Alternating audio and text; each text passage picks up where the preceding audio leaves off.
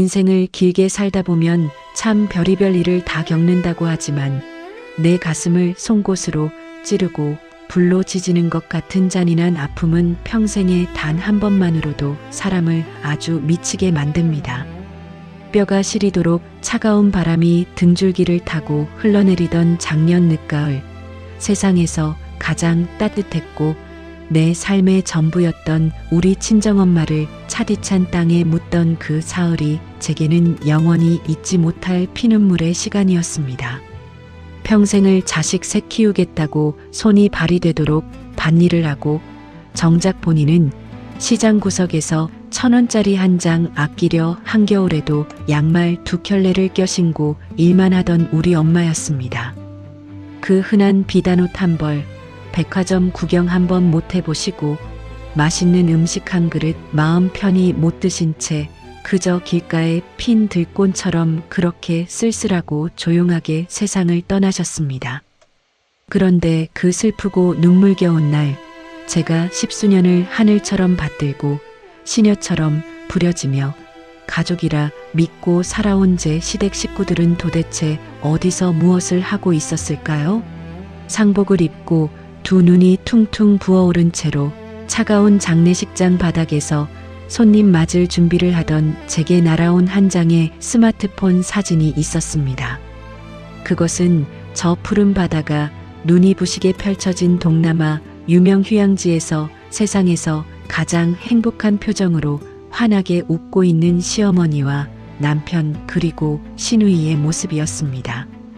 사돈이 죽었든 말든 상주인 며느리가 빈소에서 피눈물을 흘리며 까무러치든 말든 그들은 제 개인 비상금 통장과 엄마의 유품이나 다름없던 적금 통장에서 돈을 훔쳐 비행기를 타고 호화 칠순 여행을 즐기고 있었던 겁니다. 어쩌면 인간의 탈을 쓰고 이럴 수가 있을까? 하늘이 무섭지도 않은 걸까? 가슴이 찢어지다 못해 시커먼 수검댕이가 되어 타들어가던 그 순간 제 뇌리 속에서 무언가 툭 하고 끊어지는 소리가 들렸습니다. 슬픔은 이내 칼날 같은 분노로 변했고 저는 눈물을 닦으며 차갑게 미소 지었습니다. 그리고 장례식장 차가운 비상구 계단 한 구석에 앉아 조용히 서류를 챙기며 그들이 감히 상상조차 하지 못할 잔인하고도 완벽한 반격을 시작했습니다.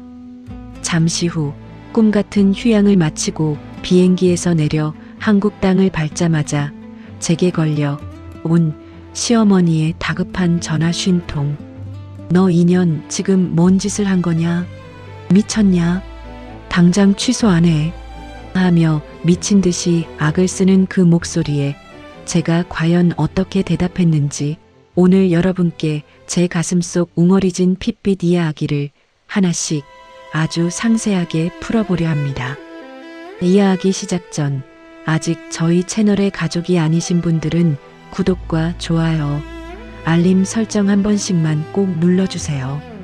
여러분이 눌러주시는 그 따뜻한 응원의 손길 한 번이 한 많고 사연 많은 이 노년의 저에게는 세상에서 가장 큰 위로와 힘이 되고 이 긴 이야기를 이끌어갈 원동력이 됩니다. 그럼 제 파란만장했던 그날의 이야기 속으로 저와 함께 들어가 보시지요. 저희 친정은 지독하게도 가난했습니다. 충청도 어느 깊은 골짜기 버스도 하루에 2번밖에 안 들어오는 시골 깡촌에서 배추 농사, 고추 농사를 지으며 3남매를 키워내신 우리 엄마는 평생 손에 물 마를 날이 없던 분이셨지요. 봄이면 밭을 가느라 허리가 휘어지고 여름이면 땡볕 아래서 살이 까맣게 타들어가도록 김을 매셨습니다. 가을에 걷어들인 농작물을 머리에 이고 읍내 시장에 나가 한 푼이라도 더 받으려고 장사꾼들과 실랑이를 벌이던 엄마의 뒷모습은 언제나 작고 초라했습니다. 특히 겨울이 오면 손가락 마디마디가 논바닥 갈라지듯 쩍쩍 터져서 피가 뚝뚝 흐르는데도 그 비싼 병원 한 번 안 가시고 안티프라민 서너 번 문지르고는 또다시 얼어붙은 물을 뽑으러 가시던 분이었습니다. 제가 대학교에 갈 형편이 도저히 안 되어 고등학교 졸업장만 겨우 쥐고 서울로 올라오던 날, 엄마는 버스터미널 플랫폼에서 제 손을 잡고 펑펑 우셨습니다. 못난 부모 만나서 우리 이쁜 딸이 공부도 더 못하고 서울 가 고생하는구나. 미안하다, 정은아. 정말로 엄마가 미안해. 그게 왜 엄마 죄입니까? 자식들 굶기지 않고 엇나가지 않게 정직하게 키워주신 것만으로도 하늘 같은 은혜인데, 우리 엄마는 평생을 자식들에게 죄인처럼 고개를 숙이고 사셨습니다. 그렇게 서울로 올라와 작은 전자부품 공장에 취직해 주간 야간 막교대를 뛰며 억척스럽게 돈을 벌었습니다. 몸은 부서질 듯 힘들었지만 고향에 계신 부모님께 매달 작은 돈이라도 붙일 수 있다는 기쁨에 하루하루를 버텼지요. 그러다 나이 27에 만난 사람이 지금의 남편이었습니다. 남편은 당시 자그만 중소기업에서 대리 직급을 달고 있었는데, 시댁은 서울 변두리에 아주 낡은 상가주택 하나를 가지고 있다는 이유로 은근히 유세와 텃세가 대단했습니다. 처음 결혼 승낙을 받으러 인사를 드리러 가던 날을 저는 아직도 생생하게 기억합니다. 시어머니는 거실 소파 상석에 거만하게 다리를 꼬고 앉아 제가 인사를 하기도 전에 아래 위를 대놓고 훑어보더군요. 그리고 차 한 잔 내어주지 않은 채 대뜸 이렇게 쏘아붙였습니다. 듣자 하니 친정이 시골에서 흙 파먹고 사는 농가라면서 우리 집안은 대대로 서울 붙박이라 뼈대가 다르고 격이 다른데 뭐 우리 아들이 눈이 멀어 너 좋다고 하니 허락은 한다만 네가 시집와서 배울 게 아주 많을 거다. 친정 부모가 무식해서 못 가르친 인성이나 예절, 내가 처음부터 매섭게 다시 가르쳐야 하지 안 되겠냐? 그 모욕적이고 가슴을 후벼 파는 말 앞에서도 저는 그저 고개를 깊숙이 숙이고 자라겠습니다. 어머니, 부족하지만 많이 가르쳐 주세요라고 할 수밖에 없었습니다. 가난한 친정의 배경 때문에 제가 혹여나 말대꾸라도 해서 기가 죽으면 시골에 계신 우리 엄마 아버지가 저 멀리서 더 욕을 먹고 무시당할까봐 그게 너무나도 두려웠기 때문입니다. 하지만 그렇게 굽히고 들어간 결혼 생활은 상상 이상으로 지옥 그 자체였습니다. 결혼식이 끝나자마자 시어머니는 본색을 드러냈습니다. 시시때때로 아침 6시부터 전화를 걸어 오늘 시누이네 집에 반찬이 떨어졌다니 당장 시장 봐서 반찬 해다 날라라. 내일은 우리 집안 친척들 모임이 있으니 새벽같이 와서 갈비찜에 전을 부쳐라 하며 저를 며느리가 아닌 돈 안 주는 무술이 부리듯 부려댔습니다. 제 몸이 아파서 끙끙 앓는 날에도 시어머니는 젊은 년이 벌써부터 골골대며 시댁 일을 안 하려고 꾀를 부린다며 돈내방네 저를 흉보고 다녔습니다. 더 기가 막힌 것은 남편이라는 인간의 태도였습니다. 철저하게 제 엄마 품을 벗어나지 못한 마마보이였던 남편은 제가 하루 종일 시댁 일에 치여 초죽음이 되어 돌아와 한숨을 쉬면 위로는커녕 도끼 눈을 뜨고 소리를 질렀습니다. 우리 엄마가 틀린 말했어? 너 키우느라 고생한 장모님 생각해서라도 네가 우리 집에서 더 기어다니며 잘해야 하지. 왜 이렇게 이기적으로 굴어? 우리 집 정도 되니까 고졸인 너를 며느리로 받아준 거야. 감사한 줄을 알아야 하지. 라며 오히려 제 가슴에 대못을 받고 후벼 팠습니다. 내가 전생에 무슨 죄를 지었기에 이런 인간들과 엮였을까 매일 밤 베갯니들 적시며 울었습니다. 하지만 자식 농사 하나만큼은 제대로 지어서 저 인간들 앞에 떳떳하게 고개 들고 살겠다는 그 일념 하나로 이 악물고 자식들 커가는 모습을 보며 견뎠습니다. 그렇지 않았다면 벌써 수백 번도 더 저 차가운 한강물에 몸을 던졌을 그런 세월이었습니다. 강물이 흐르듯 세월은 무정하게도 흘러 저도 어느덧 흰머리가 듬성듬성 희끗희끗하게 보이는 50대 줄에 들어섰습니다.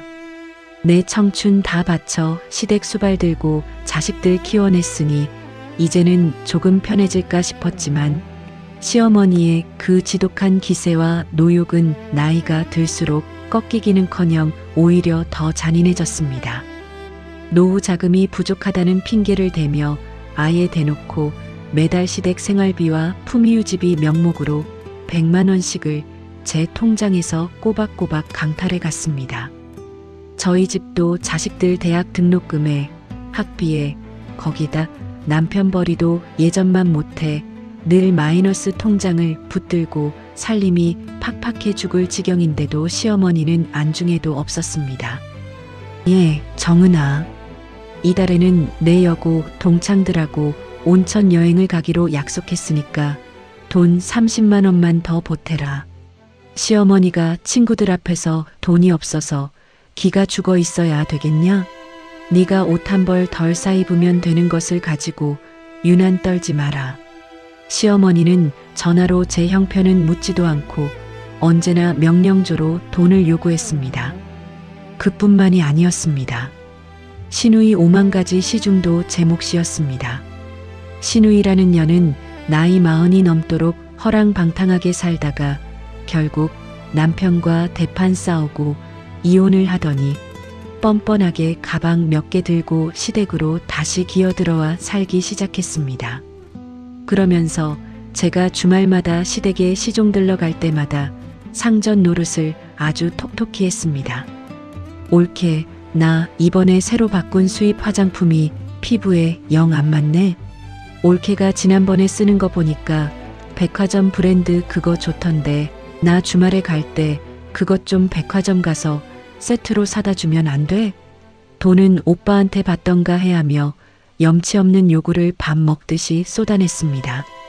정작 남편에게 돈 이야기를 하면 내 동생이 이혼하고 마음이 아파서 저러는데 그것 하나 못 사주냐며 오히려 저를 속 좁은 년으로 몰아세웠습니다. 그 수많은 세월 동안 저를 가장 미치게 하고 가슴 아프게 했던 것은 그렇게 시댁에는 수천만 원, 아니 수억 원의 돈과 제 피땀 어린 정성을 아낌없이 쏟아부으면서도 정작 고향에 홀로 계신 우리 친정엄마에게는 단돈 10만 원짜리 내 한 벌, 고기 한 근 마음 편히 제 손으로 사드리지 못했다는 잔인한 사실입니다. 시댁 식구들이 눈을 부릅뜨고 제 가게 보며 통장을 감시했기에 친정에 돈 1원 한 장 가는 것도 극도로 발작을 일으켰기 때문입니다.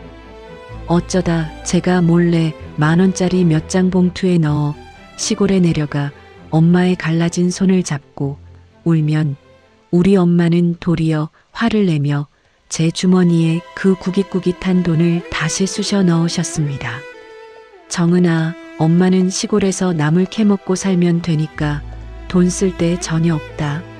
사돈댁에 눈치 보이지 말고 시어머니 말씀 잘 듣고 남편 밥 정성껏 챙겨주고 예쁜 내 강아지들 맛있는 거 하나라도 더 사줘라. 난 네가 서울에서 대접받고 큰 소리치며 사는 거 보는 거 그거 하나면 내 인생 충분하다. 자신은 굶주리면서도 오직 자식 걱정뿐이던 천사 같던 우리 엄마가 작년 가을 어느 날 갑자기 마당에서 고추를 말리시다가 뇌출혈로 쓰러지셨다는 청천벽력 같은 연락을 이웃 주민을 통해 받았습니다. 손이 덜덜 떨리고 눈앞이 하얘져서 어떻게 고향 병원까지 내려갔는지 기억도 나지 않습니다. 중환자실 가운을 입고 마주한 엄마는 이미 스스로 숨도 쉬지 못해 인공호흡기에 의존한 채 서서히 차갑게 식어가고 계셨지요. 기계음만 가득한 그 차가운 방에서 엄마의 손을 잡고 통곡을 하며 남편에게 전화를 걸었습니다. 여보, 어떡해? 우리 엄마가 의사 선생님이 오늘 밤을 넘기기 힘들 것 같대. 빨리 고향 병원으로 좀 와줘. 나 무서워 죽겠어. 그런데 수화기 너머로 들려온 남편의 목소리는 장모의 목숨이 경각에 달린 상황이라고는 도저히 믿을 수 없을 정도로 너무나도 귀찮고 짜증 섞인 톤이었습니다. 아, 왜 하필 지금이야? 나 지금 내일 모레 어머니 칠순 맞이해서 온 가족 다 같이 갈 필리핀 세부 해외 여행 특가 상품 결제하고 있단 말이야. 지금 이거 취소하면 위약금이랑 수수료가 얼마인 줄 알아? 거참 장모님도 타이밍 한번 참 기가 막히게 잡으시네. 당신 혼자 지키고 있으면 안 돼? 내가 간다고 의사도 아닌데 병이 났냐? 그 순간 저는 제 귀를 의심하다 못해 심장이 멈추는 것 같았습니다. 타이밍이라니요.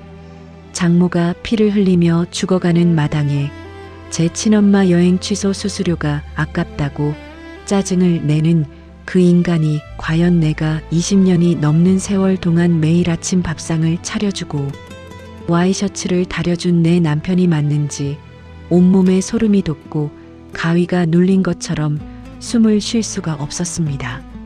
당신이 어떻게 사람이 되어서 그런 말을 해?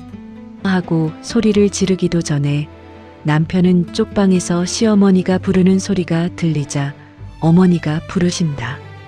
나중에 연락해 하고는 전화를 뚝 끊어버렸습니다. 결국 우리 불쌍한 엄마는 사위의 얼굴 한번 보지 못한 채 그날 새벽 제 손을 꼭 잡은 상태로 조용히 눈을 감으셨습니다. 시골 병원에서 서울의 한 병원 장례식장으로 엄마의 시신을 모셔왔고 장례식장이 차려졌습니다. 저는 정신이 반쯤 나간 사람처럼 상복으로 갈아입었습니다.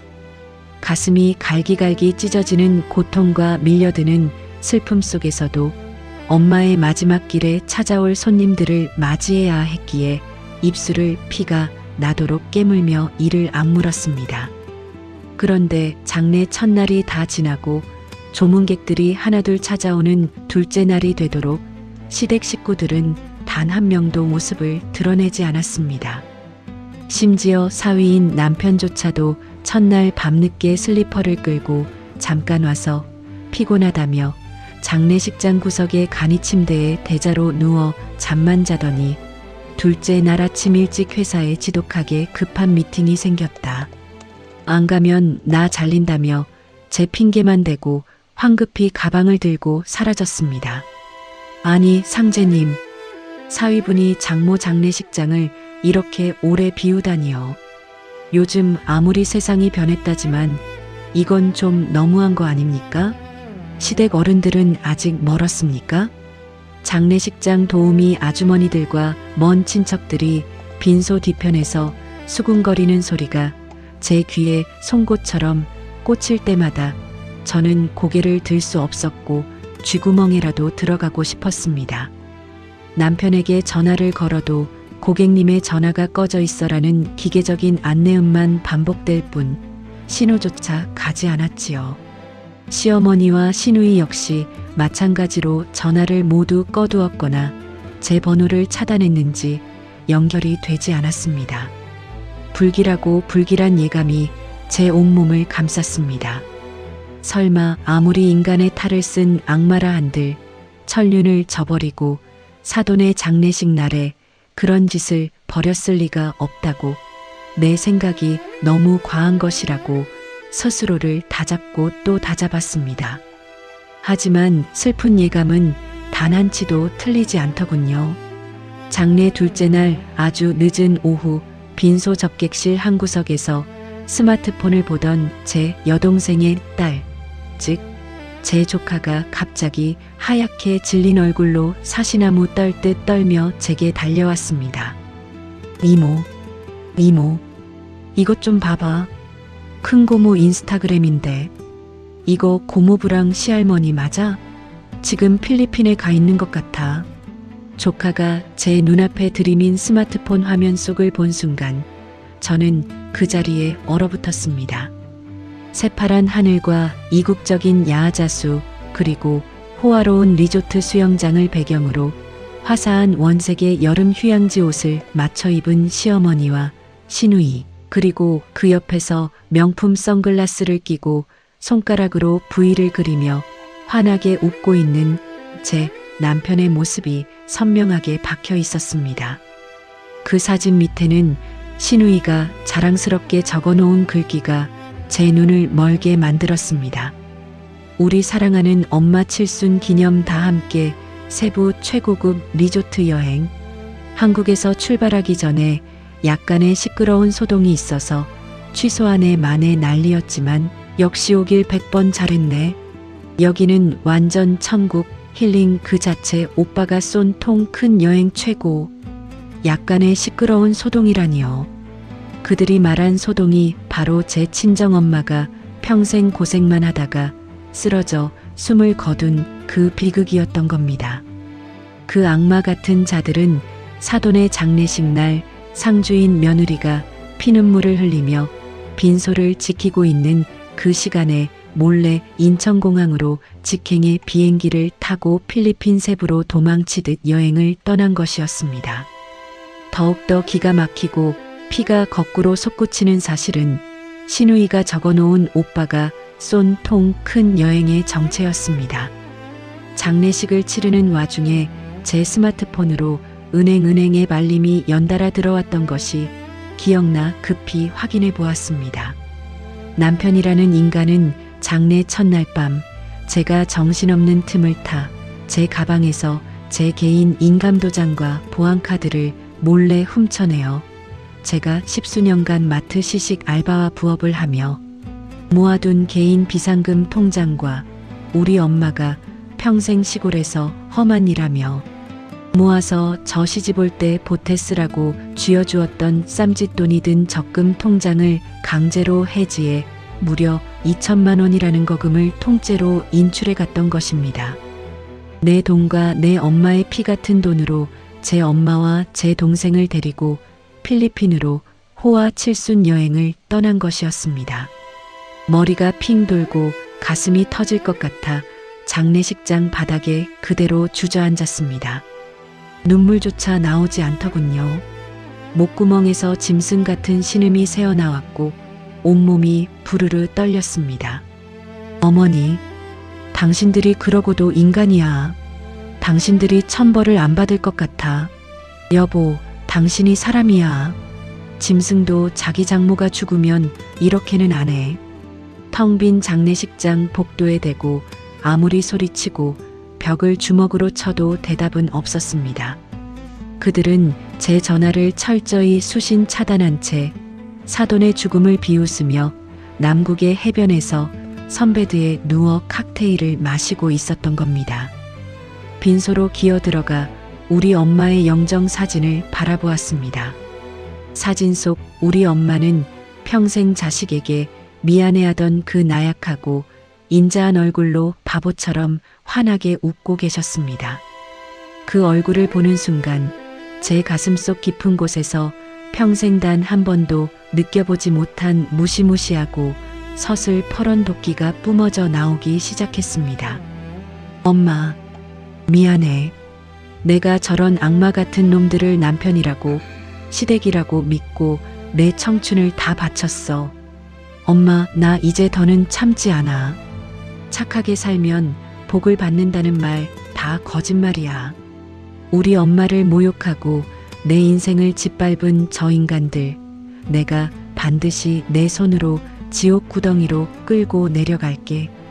똑똑히 지켜봐줘, 엄마. 내가 어떤 복수를 하는지. 저는 눈물을 거칠게 닦아내고 빈소 한 구석에 상복을 입은 채로 노트북을 폈습니다. 가방에 있던 시댁 관련 모든 서류를 꺼내 들었습니다. 이제 슬픔의 시간은 끝났고 피의 복수극이 시작되는 순간이었습니다.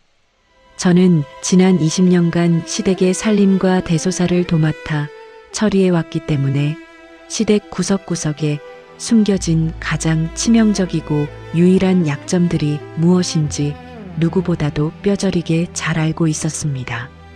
그것은 바로 시어머니 명의로 되어 있고 현재 백수나 다름없는 신우이가 사장 자리에 앉아 운영하고 있는 건물 1층의 대형 프랜차이즈 카페와 시어머니가 목숨처럼 아끼는 그 상가주택 건물이었습니다. 사실 대외적으로는 시어머니가 돈이 많아 건물주인 것처럼 유세를 떨었지만 실상은 수년 전 남편과 제가 공동으로 제1금융권에서 영혼까지 끌어모아 대출을 받고 친정아버지가 돌아가시며 제게 마지막으로 남겨주셨던 시골의 작은 땅까지 처분해 보탠 돈으로 간신히 마련한 건물이었습니다. 다만 명의만 시어머니로 해두었을 뿐 실질적인 대출 이자와 세금, 건물 관리 비용은 모두 저와 남편의 급여 통장에서 자동이체로 빠져나가고 있었지요. 게다가 신우이라는 년은 카페를 운영한답시고 설치면서 세금을 줄여 명품 가방을 사겠다고 손님들에게 수많은 매출을 현금으로 유도하며 탈세를 일삼았고 알바생들의 주유수당을 떼먹고 임금을 상습 체불하는 등 온갖 불법을 저지르고 있었습니다. 제가 시댁의 세무와 회계를 뒤에서 대리해 주었기에 제 노트북 하드디스크에는 그동안 차곡차곡 모아둔 신우이의 현금 유도 장부, 이중 장부 엑셀 파일, 현금 영수증 의무 발행 위반 내역, 그리고 억울하게 돈을 못 받고 눈물 흘리며 그만둔 알바생들의 임금 체불 증거와 문자 메시지가 고스란히 저장되어 있었습니다. 저는 지체 없이 국세청 탈세 신고, 포상판과 고용노동부 민원실에 이 모든 증거 자료를 첨부하여 정식으로 고발장을 접수했습니다. 그뿐만이 아니었습니다.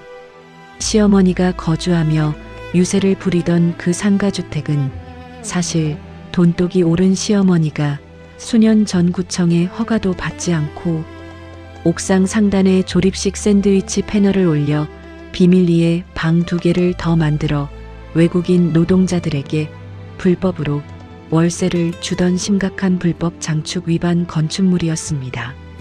저는 장례식장 노트북으로 구청 주택과와 위반 건축물 신고과에 정식으로 불법 증축 현장 사진과 과거 도면을 첨부해 빼도 박도 못할 민원을 넣었습니다.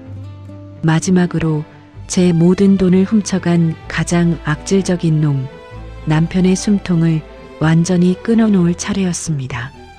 대기업에서 대리부터 시작해 이제 겨우 부장 자리에 오르고 대망의 임원, 승진 심사를 한 달 앞두고 있던 남편은 평소 회사 내에서 가정적인 남자, 도덕적인 멘토라는 소리를 들으며 평판과 이미지를 목숨보다 아끼는 전형적인 위선자였습니다.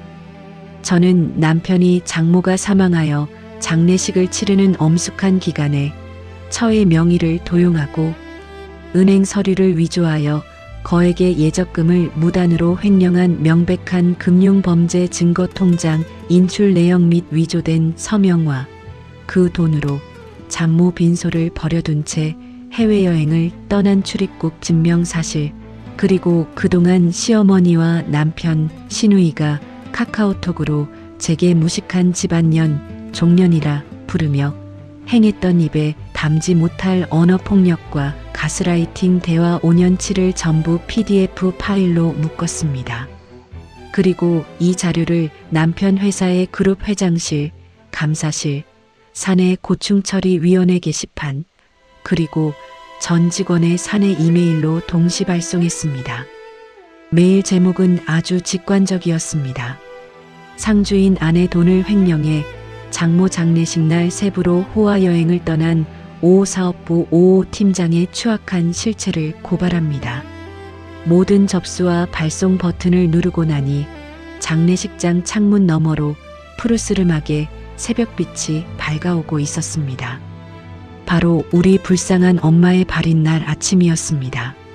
저는 노트북을 닫고 가방에 넣은 뒤 세상에서 가장 경건하고 엄숙한 태도로 엄마의 마지막 길을 배웅했습니다. 비록 시댁 구더기 같은 인간들은 단 한 명도 자리를 지키지 않았지만 진심으로 우리 엄마의 삶을 슬퍼해주던 고향 친척들과 제 오랜 친구들이 빈소를 가득 채워주어 외롭지 않았습니다. 엄마를 뜨거운 화장터에서 보내드리고 차가운 납골당 유리벽 안으로 모신 후 저는 비로소 가슴속 응어리를 아는 채 깊은 숨을 내쉴 수 있었습니다.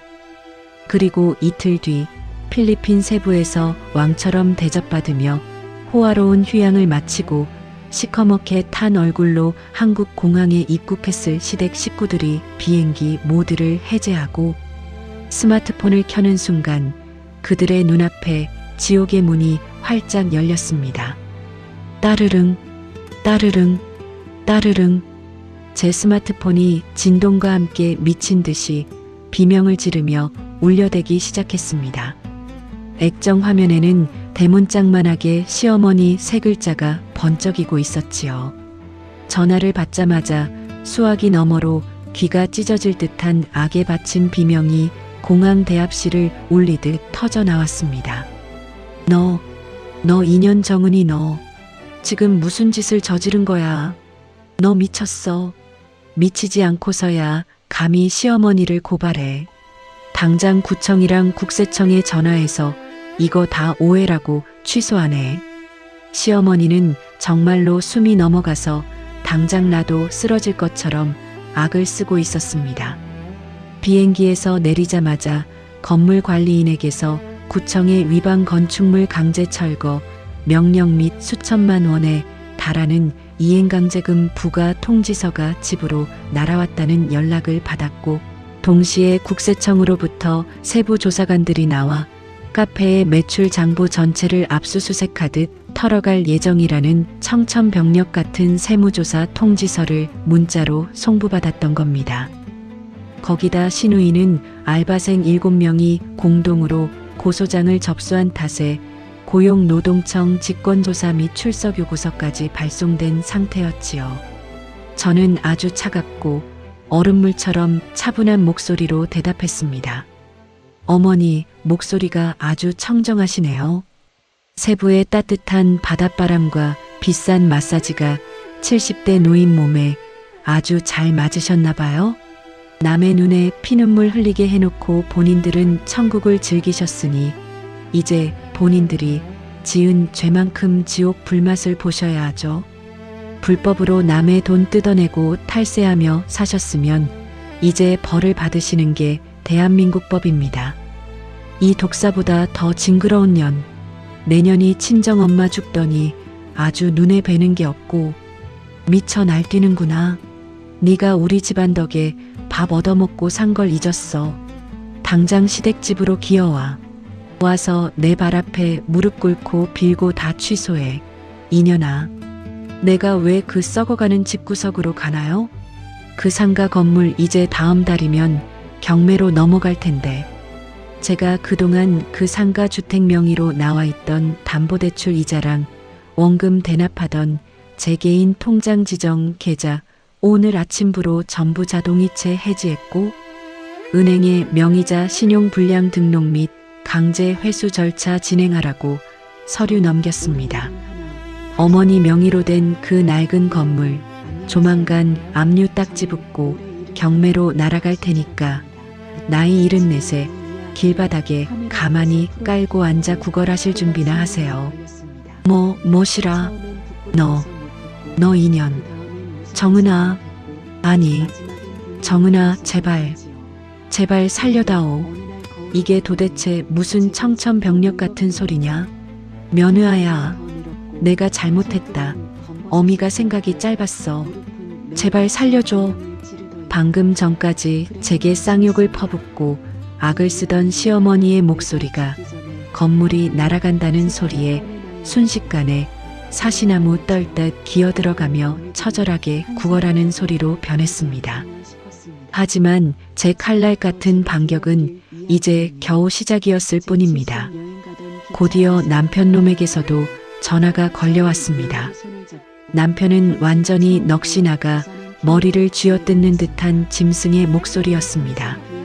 이정은, 당신 진짜 정신 나갔어. 회사 감사실이랑 사내 게시판에 그 지저분한 글이랑 사진 올린 게 진짜 당신이야. 나 지금 공항 오자마자 회사에서 대기 발령 통지받았어. 팀장 보직 해임당했다고. 임원 승진은커녕 당장 내일 징계위원회 열려서 횡령죄로 권고사직 아니면 파면당하게 생겼어. 어떻게 아내라는 여자가 남편의 직장 생활과 앞길을 이렇게 사지구덩이로 밀어넣고 철저하게 망가뜨릴 우수가 있어. 저는 수화기를 대고 비웃음을 가득 담아 실소를 터뜨렸습니다. 아내, 남편? 이봐요, 오오씨. 당신 입에서 아내라는 단어가 나오니 가증스러워서 구토가 나올 것 같네. 당신이 단 한 번이라도 나를 인간으로, 아내로 대접한 적이 있었니? 우리 엄마가 병원 중환자실에서 피를 토하며 죽어가던 그 비참한 날, 당신은 내 엄마 칠순 여행 위약금 몇 푼 아까워서 타이밍이 안 맞네 어쩌네 짜증 부리던 악마였어. 장례식장 와서 잠만 자다가 내 가방 털어서 내 비상금이랑 우리 엄마 유품 같은 적금 통장 위조해서 2천만 원 훔쳐 도망간 새끼가 어디서 남편 행세를 해? 내가 당신 통장 거래 내역서랑 위조 서류 전부 들고 이미 강남경찰서에 사문서 위조 및 가중처벌 횡령죄로 형사고조장 정식 접수했어. 그리고 법원에 이혼 소송 청구 소장 송달했으니까 당신은 내일 회사 징계위원회가 아니라 경찰서 유치장 갈 준비나 해. 여보, 정은아, 내가 미쳤었어. 내가 잠시 악마가 씌었었나 봐. 우리 어머니랑 동생이 비행기표 취소하면 죽어버리겠다고 하도 성화를 부리고 협박을 해서 내가 어쩔 수 없이 눈이 뒤집혀서 그랬어. 제발 한 번만 내 직장만은 살려줘. 나 이 나이에 회사 잘리면 길거리 불황자밖에 더 돼. 우리 토끼 같은 애들은 어떡하라고 이래. 제발 한 번만 용서해줘. 우리 애들 미래 걱정하는 인간이 장모 장례식 날 처남들과 처제가 지키는 빈소 버려두고 세부 해변에서 선글라스 끼고 폼 잡으며 인스타에 사진을 올려. 걱정 마. 친권이랑 양육권은 판사님이 내 고발 서류 보는 순간 100% 내게 주실 거고 당신 같은 인면수심의 쓰레기 밑에서 내 자식들 단 1분 1초도 숨쉬게 안 해. 그 더러운 주둥이로 내 이름, 내 자식 이름 단 한 번만 더 올리면 그땐 사내 게시판이 아니라 공중파 뉴스 제보에 당신 얼굴 그대로 내보낼 줄 알아. 저는 남편 놈의 구차하고 더러운 애원과 눈물 섞인 비명을 단칼에 자르고 전화를 끊어버린 뒤 배터리를 빼버렸습니다.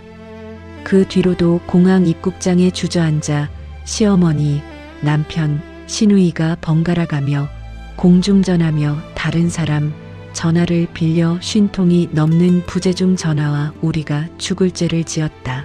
천벌을 받을 짓을 했다.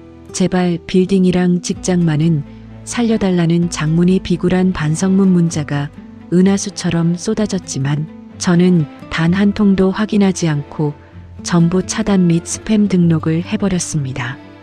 그 피비린내 나던 장례식과 복수국이 지나간 지 어느덧 1년이라는 세월이 흘렀습니다. 제 삶은 그 전에 지옥 같던 20년과는 비교도 할 수 없을 만큼 참 많이 변했고 평화로워졌습니다. 당연히 그 위선자이자 도둑놈이었던 남편과는 법정에서 단 한 번의 자비도 없이 이혼 도장을 찍었습니다. 법원의 구속 판결과 실형을 면해보고자 남편 놈은 제게 무단으로 횡령해간 돈 2천만 원의 배상은 물론이고 시댁에 기여한 제 재산 분할과 위자료를 탈탈 털어 바치느라 영혼까지 까맣게 불타 없어졌습니다. 결국 회사 임원 승진은커녕 사내 평판이 바닥을 쳐 강제해고 처분을 당했고 50이 넘은 나이에 경력직 재취업도 불가능해져 지금은 지방의 어느 이름 없는 물류창고에서 주야간 일용직 상하차 대행을 뛰며 하루 벌어 하루 먹고 사는 비참한 신세로 전락했다고 건너 들었습니다. 그 대단하시던 시어머니와 여우 같던 시누이는 어떻게 되었냐고요? 국세청의 정밀 세무조사 결과 가산세와 과태료만 수억 원의 폭탄을 맞으면서 1층 카페는 당연히 압류되어 문을 닫았고 대출 이자를 감당하지 못한 상가주택 건물 역시 법원 경매로 허무하게 넘어가 버렸습니다. 평생을 서울 토박이네, 대단한 뼈대 있는 가문이네 하며 가난한 며느리 친정을 무시하고 유세를 떨던 시어머니는 현재 보증금 300만 원에 월세 20만 원짜리 경기도 변두리의 반지하 단칸방에서 그 이혼한 시누이년과 매일 서로 네 탓이네 내 탓이네 하며 머리채를 잡고 피 터지게 싸우며 지옥 같은 노년을 보내고 있다고 합니다. 남의 눈에 피눈물을 흘리게 만든 자들의 최후는 참으로 인과응보여 자업자득의 교과서가 아닐 수 없습니다. 저는 지금 어떻게 지내고 있느냐고 물으신다면 아주 행복하다고 감히 말씀드리고 싶습니다. 우리 친정엄마가 살아생전에 돈 많이 벌면 저런 공기 좋고 물 맑은 곳에 조그만 마당 있는 집 지어 살고 싶다고 입버릇처럼 말씀하시던 강원도의 어느 조용한 시골 마을로 내려왔습니다. 남편 놈에게 받아낸 위자료와 재산 분할 금으로 작은 마당이 딸린 예쁜 단층 집을 지었고 아침이면 마당 가득 피어난 들꽃들과 상추, 고추밭에 물을 주며 장독대를 반짝이게 닦아놓고 우리 엄마를 그리워합니다. 비록 지금 내 눈앞에 엄마의 육신은 없지만 이 맑은 바람과 따스한 햇살 속에서 엄마가 하늘나라에서 저를 대견해하며 활짝 웃으며 지켜봐 주시는 것 같아 전혀 외롭지 않습니다. 오히려 평생 동안 제 목을 조르고 가슴을 짓눌러 왔던 시댁이라는 거대하고 더러운 바위 덩어리를 제 손으로 박살내어 치워버리고 나니 제 인생 50년 만에 처음으로 아무런 눈치도 보지 않고 진정한 자유와 마음의 평화를 누리며 호흡하고 있습니다. 우리 인생사연 우체국을 사랑해 주시는 시청자 여러분, 그리고 이 시대를 함께 살아내고 계시는 소중한 시니어 회원 여러분, 세상을 착하고 순하게 사는 것과 무식하고 미련하게 바보처럼 모든 걸 참고 사는 것은 엄연히 완전히 다른 이야기입니다. 나를 한 명의 인간으로 존중하지 않고 내 뼈와 살을 갈아 만들어주신 내 부모를 가난하다는 이유로 무시하고 모욕하는 인간들은 가족이라는 이름의 성스러운 가면을 쓴 흡혈귀이자 악마일 뿐입니다. 그런 악마 같은 인간들에게 베푸는 무조건적인 인내와 친절은 복이 되어 돌아오는 것이 아니라 오히려 그들의 이빨을 더 날카롭게 만들어 내 목덜미를 물어뜯는 독이 되어 돌아올 뿐입니다. 혹시 지금 이 순간에도 시댁과의 고부 갈등으로 혹은 지독하게 이기적인 남편과 시누이 때문에 가슴에 새까만 피멍이 든 채 자식 때문에 참아야 하지, 내 팔자련이 해야 하지 하며 눈물로 밤을 지새우고 계시는 분이 이 방송을 듣고 계신다면 제 이 처절했던 복수 사연이 여러분의 마음속에 자그만 용기와 불꽃이 되었으면 좋겠습니다. 참는 것만이 능사가 결코 아닙니다. 내 인간으로서의 최소한의 존엄과 나를 낳아주신 내 부모님의 고귀한 명예를 지키기 위해서라면 때로는 과감하게 눈물을 닦고 날카로운 칼을 뽑아들어 악마들의 목을 쳐야 할 때도 있는 법입니다. 제 이야기가 여러분의 답답한 가슴을 뻥 뚫어주는 작은 위로가 되었기를 간절히 바랍니다. 오늘 제 길고도 긴 피눈물 섞인 반격의 이야기를 끝까지 귀 기울여 들어주셔서 진심으로 머리 숙여 감사드립니다. 우리 인생사연 우체국 시청자 여러분께서는 사돈이 세상을 떠난 그 엄숙한 장례식 날에 아내의 돈을 훔쳐 몰래 동남아 휴양지로 떠났다가 전 재산과 직장을 잃고 반지하로 추락한 이 추악한 시댁 식구들의 최후를 보시며 과연 어떤 생각이 드셨나요? 과연 정은 씨의 복수가 정당했는지 아니면 더 잔인하게 짓밟았어야 했는지 여러분의 소중하고 지혜로운 인생 경험이 담긴 의견을 지금 바로 댓글로 자유롭게 가득 남겨주세요. 서로의 아픈 사연을 공유하고 톡톡 두드리며 위로하는 그 댓글 공간이 바로 우리 시니어들의 따뜻하고 아늑한 사랑방이자 치유의 공간입니다. 오늘 하루도 가슴속에 맺혀있던 묵은 앙금과 스트레스 다 털어내시고 세상에서 가장 행복하고 평안한 저녁 마무리를 맞이하시길 바랍니다. 지금까지 대한민국 시니어들의 마음을 가장 잘 알아주는 인생사연 우체국의 전문 작가였습니다. 구독과 좋아요 누르는 것 잊지 마시고 다음 시간에 더 통쾌하고 가슴 울리는 사연으로 찾아뵙겠습니다. 감사합니다. 시청자 여러분, 늘 건강하시고 복 많이 받으십시오.